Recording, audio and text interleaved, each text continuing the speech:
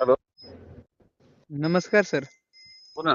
जिल्ह्यावाईज सांगायचं झालं तर आता पूर्व विदर्भ, पश्चिम विदर्भ 11 जिल्ह्यामध्ये 6, 7, 8, 9, 10 जोरात पडणार आहे.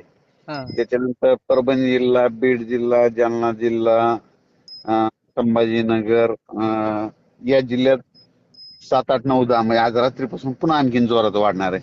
हा. त्याच्यानंतर लातूर,